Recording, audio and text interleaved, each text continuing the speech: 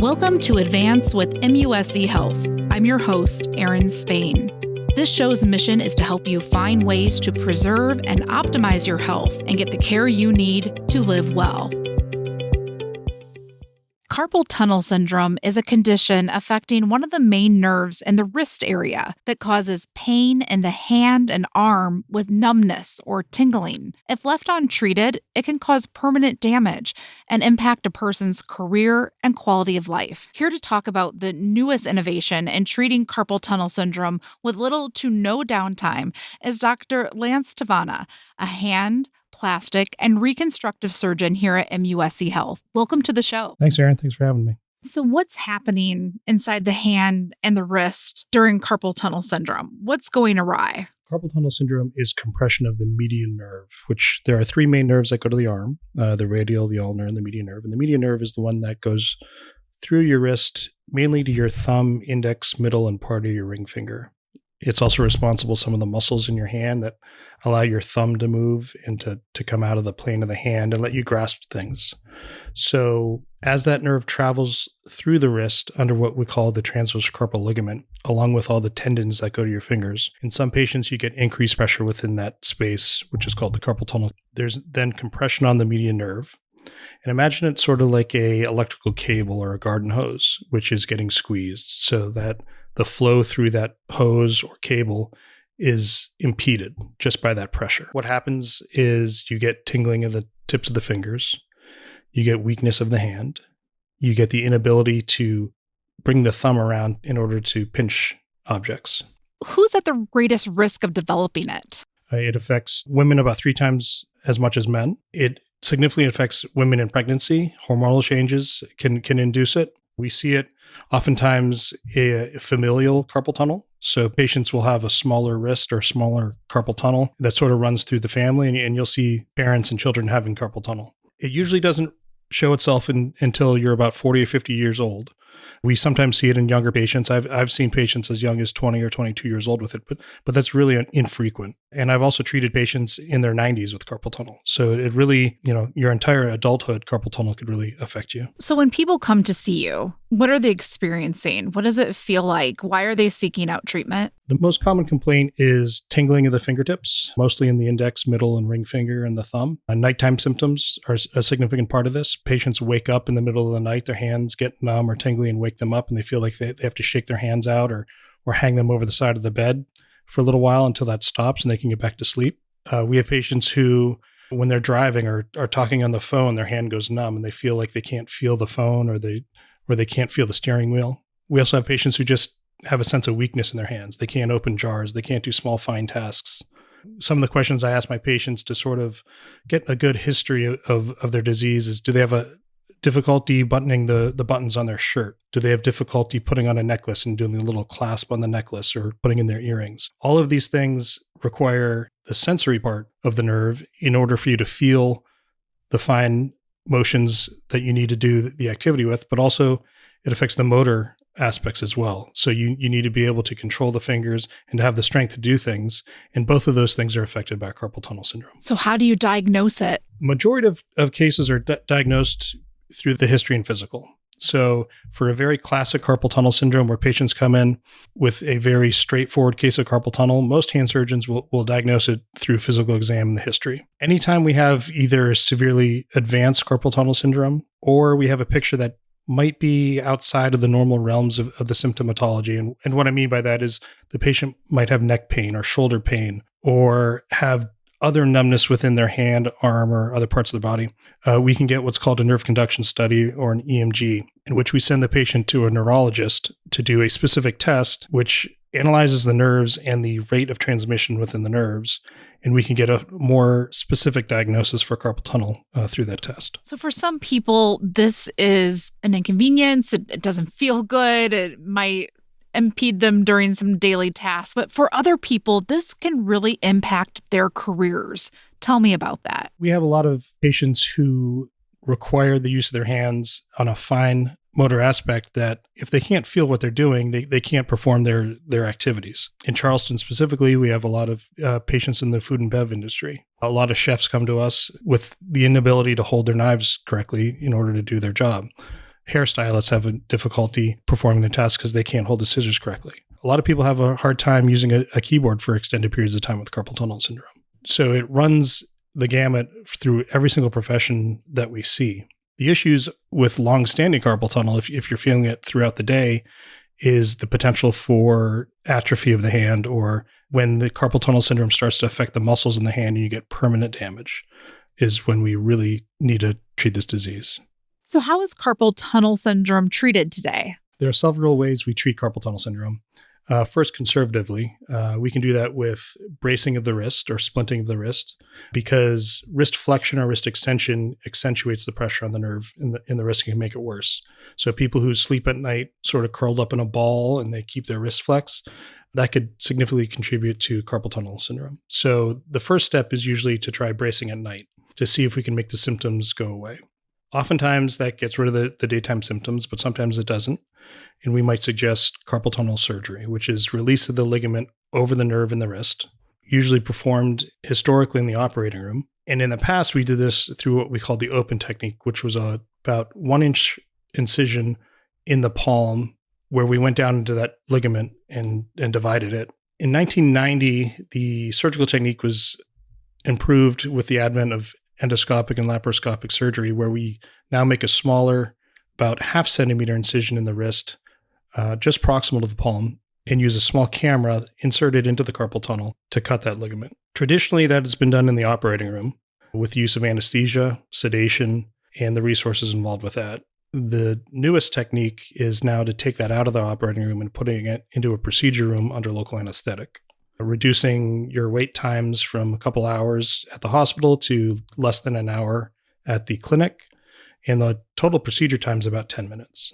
How surprised are your patients who require surgery when you tell them that this could just be a 10-minute procedure and they could be out the door and on with their day? So a lot of people have this idea in their head that carpal tunnel surgery is this big step they need to take with a lot of downtime. So a lot of patients are afraid to even seek advice of a surgeon regarding the condition, just from the fear of having to have a surgery and recovery time and downtime. We've really, by taking it out of the operating room, we have made this a procedure. So patients can come in, they can drive themselves, they can eat breakfast in the morning, they can come to our facility. Within 1 hour, they're walking out of the door, having a procedure which takes the pressure off the nerve and alleviates their symptoms. Postoperative downtime is anywhere from a couple days to 1 to 2 weeks, as opposed to what most people think they're going to be taking a month to 2 months off from their activities.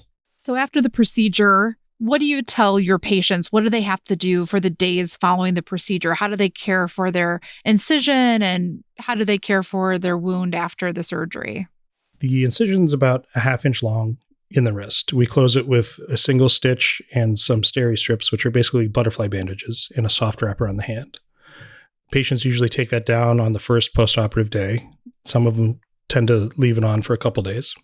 And I'm a little bit more of a common sense surgeon, so I usually tell my patients, if it hurts, don't do it. Know your limitations. So some patients really have no pain and get back to their daily living. Others take it a little bit more easy. So I don't put any specific restrictions on any of my patients, because there's so many activities that you do throughout your life that I can't really address every single one, whether that be driving, whether that be brushing your teeth, whether that be weightlifting, whether that be going back to work. There's too many things that people do in their lives that I can't be too prescriptive in my restrictions. So I sort of tell people, you got that little angel on one shoulder and you got the devil on the other shoulder.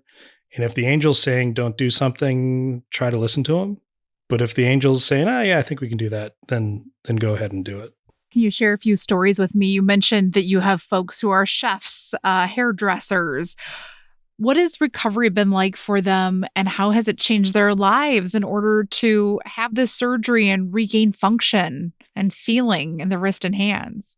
It varies from patient to patient. But I have had a couple chefs who have had the procedure on Friday and are back to work on Monday. Now, obviously, they still have a little bit of tenderness and pain in their palm, but chefs and people in the food and bev industry really don't want any downtime. Their income is based very directly to getting back to work. A lot of them don't have sick time. A lot of them don't have the ability to take 4 weeks off from work. So they're usually very surprised at first when I tell them, and some of them don't even believe me that they're going to be able to go back to work that soon. But usually I check on them, a week to 2 weeks after surgery, and they've already been back to work after a couple of days. Are there instances where the surgery isn't a right match for somebody, and who would that be and why? Usually the only time I'm going to be doing these in the operating room outside of the procedure room is when it's combined with another procedure. So there are other conditions of the upper extremity that go along with carpal tunnel, which require more extensive surgical intervention, such as what we call cubital tunnel syndrome, which is entrapment of the ulnar nerve at the elbow. And that usually affects the small finger and part of the ring finger. It can happen at the same time as carpal tunnel, so that if we are surgically treating the carpal tunnel and the cubital tunnel, we usually do that in the operating room. Otherwise, for isolated carpal tunnel syndrome, there really is nothing to prevent us from treating a patient in a procedure room because it's under local anesthetic. So some of our patients who have significant reactions to anesthesia or have increased risks because of anesthesia can undergo this procedure without the risks of sedation or the risks of any of the medications which we might give to them in the operating room. What is the rate of reoccurrence? Would someone have to come back at some point and have the surgery again? Recurrence is a possibility, but it's usually 10 to 20 years before it comes back. Recurrence rates between the old open technique as well as the endoscopic technique are about the same. The risks are the same. The overall recovery, the long term is the same. The biggest difference is the return to work time. You are one of the few surgeons in the country doing this surgery this way as a procedure in the way that you're doing it. What do you like about treating this condition and offering this surgery to your patients? So by doing this procedure under local anesthetic, the patient's awake the entire time. So I'm on stage the entire time, which means I'm sitting right next to the patient. They're looking at me. I'm looking at them. They're fully aware of what's going on. So it's sort of an experience that I have with the patient for every single procedure. And they can literally watch the procedure being done if they want to, because it's on a large TV right in front of them. And the reports I get back from patients with how much it has changed their lives in such little time really makes it worthwhile to me. I get patients who immediately say, I just slept better last night, or my hand doesn't go numb while I'm doing my job anymore. So for a very minimal risk procedure with a minimal amount of time, it's quite life-changing for a lot of my patients. And that's really why I like doing it. How many of these procedures have you done now in this way? Endoscopic carpal tunnel I've been doing since I left training in 2012. And rough estimates of the procedure itself in the operating room and out of the operating room, somewhere between 2,000 and 3,000. This new way in the procedure room under local anesthetic, I'm doing about 20 to 30 a month at this point. So, and I've been doing it for a good 6 to 12 months. So we're probably already in the hundreds at this point. People may have seen videos of some of your patients on YouTube or Facebook. You've created some videos with patient testimonials about this procedure. Tell me about those videos and how impactful they are and why produce them. I feel the patient experience is something that can't be translated just by static images or descriptions. I feel like hearing patient stories and people's stories rather, and how it affects their lives both prior to the procedure and after the procedure really can give somebody a sense of how easy and simple the process is compared to what they might think it is, as well as how much of a difference in their lives it has made after the procedure. When it comes down to it, medicine's about people. There's all this technology and all the science behind it, and every day new things are happening in medicine, but it really comes down to treating people. Being able to see somebody else tell their story, I think it gives people a much better idea of what we're doing and what's available to them. How hopeful are you that other surgeries can soon be done as procedures as well for other conditions affecting the hands or other extremities? Very hopeful. The major drive in hand surgery these days, and it's really been driven by the Canadian surgeons, is to bring a lot of the procedures out of the operating room and perform them under local anesthetic in a procedure room. The availability of operating rooms in Canada is significantly restricted in comparison to the United States. So the Canadians have really been the vanguard in developing local-only procedures. That is slowly being accepted by hand surgeons in the United States, and we're starting to do more and more procedures in a procedure room, such as trigger finger or ganglion cyst surgeries, and even some fracture care has been now being done in procedure rooms under local anesthetic. What would you say to someone who might still be hesitant? They're still a little worried about coming to get the procedure. The initial consult with us is really just to get more information and to discuss their symptoms and to get a better idea of where on that course of carpal tunnel syndrome they are. If it's a mild case or they only have symptoms every now and then, we might not prescribe surgical treatment and try different therapies such as bracing at night or hand therapy or even a steroid injection. That being said, in cases where we feel that surgical intervention is warranted, we've made it to the point where it doesn't impact your life as much as it used to. We are able to get patients in and out a lot easier and with limited downtime. So that fear of having a large surgery and that fear of having your wrist wrapped up for a month is just no longer evident. So trying to make carpal tunnel syndrome a minor condition as opposed to a major condition in the eyes of the patient is really what we're trying to do. And it's something that is easily and safely treated. What do you do to optimize your health and live well? It's a matter of work hard, play hard in regards to overall stress levels and anxiety. So I am somebody who dedicates myself to my work when I'm at work 100%. But at the same time, once I'm away from work, I dedicate myself to those things that I enjoy in my life. I try not to bring my work home, and I try to reduce the amount of anxiety and stress in my life by focusing on my family, my activities, specifically cooking and cuisine, which is why I sort of relate to all the food and bev people in Charleston. And I feel by reducing that stress and anxiety, my health is that much better. For more information on this podcast, check out advance.muschealth.org.